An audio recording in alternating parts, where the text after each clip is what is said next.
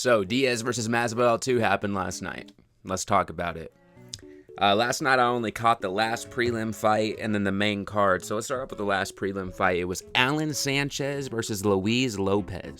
I thought Lopez won that fight. Commentary was just shitting on him the whole time, talking about it was a robbery, saying that it was a shocking decision and this and that. When clearly to me, like, Lopez fucking won. Like, all Sanchez did was grab and uppercut that fight, and it was very frustrating. Look, I have respect for Marlo Ronaldo, but damn, he was cringe as hell on commentary at certain points. At one point, he made a scissor reference. He said Diaz was as unfiltered as tap water, and it just wasn't hidden. I also did not fucking care for Sean Porter. A lot of times, like, he wouldn't. Obviously, he's a boxing champion, all that, but sometimes you could tell he'd like let his ego get in the way of shit, because he would just be shitting on fighters.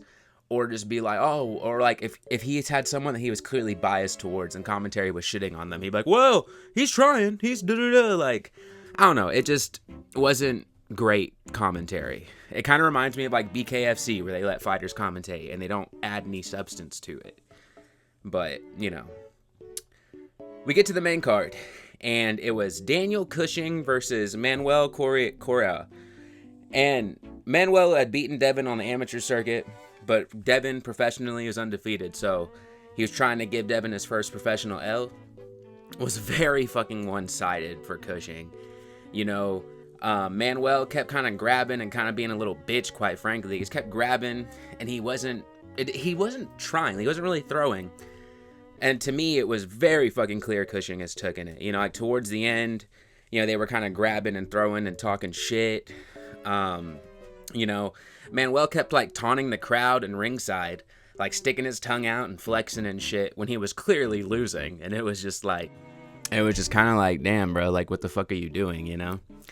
In the middle of that fight too, they explained to Sean O'Malley the way boxing rounds worked. I thought that was kind of funny, because it's like, bro, you're commentating, you don't know what the fuck you're watching. But Cushing obviously won. Next fight was Amado Vargas versus Sean Garcia. So both come from boxing families. Vargas is second-generation boxer, son of Fernando Vargas. Sean is the little brother of Ryan Garcia. Sean missed weight by, I think it was like 3 pounds. Before the fight even started, though, dude, like Ryan was in his corner talking mad shit to Amado's brothers and shit in the other corner. You know, Amado came out very aggressive. To be real with you, Sean was kind of bitching to his dad in between rounds sometimes of like, yeah, I know, Dad, I know what I'm doing. I'm just getting my shit wrecked, Dad. I know, like that kind of shit. But basically, like by round 4, man, like he fucking knocked Sean the fuck down again. Like he knocked him the fuck down.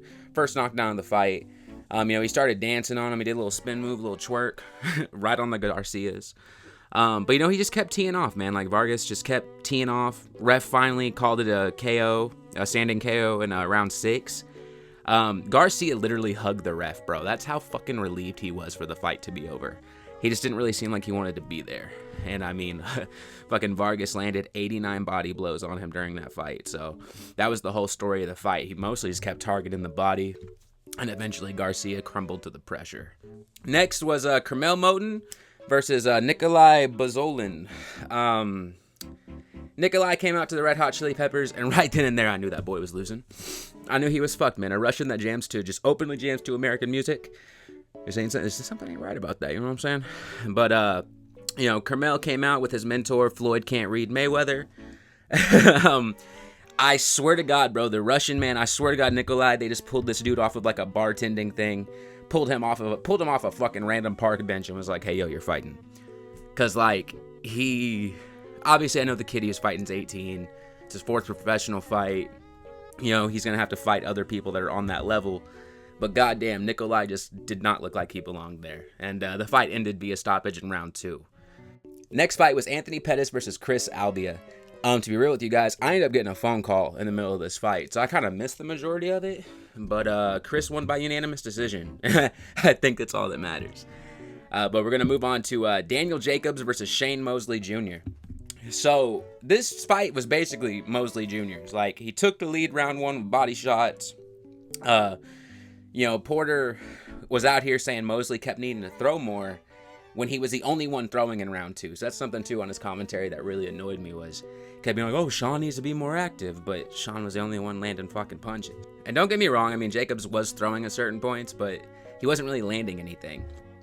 Like, I think Morrow put it best when he said Jacobs' fucking offense had been silent. That was a great summary of his performance this fight. There was a nasty clash of heads during round 8, cut Jacobs open right above the eye, but the fight carried on. They said on commentary the fight was close, and I just felt like it was clear Mosley won. Like, Jacobs had an excuse because he's coming off a 2-year layoff, but, like, I don't know. I just felt like with Mosley being an active fighter, I felt like he should have done more during the fight, like, overall. Jacobs was good in his time, but they kept saying this was the biggest career of Mosley, or biggest fight and biggest win of Mosley Jr.'s career, and I mean, if that's the case, it wasn't that good of a performance. You know what I mean? Kind of like Sean O'Malley said on commentary. Like, yeah, you can get decisions and stuff like that, but you're not gonna draw interest or draw intrigue or get bigger fights if you're not getting finishes. You know what I'm saying? But we're gonna move on to the main event. It was Masvidal versus Diaz. Guys, am I the only one that thought Masvidal won? Like, I just didn't think, like, especially that one judge gave it 8-2. What the fuck? But anyway, the fight started out. Masvidal came out in a southpaw stance. I mean, Diaz took the lead in round 1, but George was starting to come back in round 2. Nate was rallying back by the end, but they basically were going back and forth. I mean, there were certain rounds that were pretty hard to judge. I thought round 3 was also close, but I gave that to George. Also gave round 5 to George. I don't know. I mostly was just leaning towards Jorge because I felt like he was, like, Nate was throwing more volume, but I felt like Jorge was landing more. And then towards the end of the fight, Jorge got real fucking heated. Like, they had to keep him back in the corner and shit. And I have no idea why. I have no idea what was said or what happened. But I mean, basically the fight was just, mostly them just kind of, they'd throw little barrages, little flurries, and then kind of step back. Nate was doing his little thing where he'd, like, turn away, flex, throw up his arms and taunt and shit. I think Jorge even taunted a few times as well and got paid for it because he got hit in the fucking face. But, overall, it wasn't a terrible boxing fight. It was just very much back and forth. So, I mean, and I could get why some people would say Diaz won, but I just felt like it was way more clear-cut that Masvidal won. And I'm sorry, I'm not giving, like, the boxing analyst breakdown of this fight. It's just, there really didn't seem much to warrant it. If you watch the 10 rounds, you kind of got to see the back and forth I'm talking about. And yeah, I just thought that Masvidal took it. Like, to me, it wasn't, like, super exciting. It was a fun night of cards. It was a interesting fight night. But the main event in particular, I just kind of, I just kind of didn't, it wasn't amazing. It didn't wow me. But I did think that Jorge won that fight.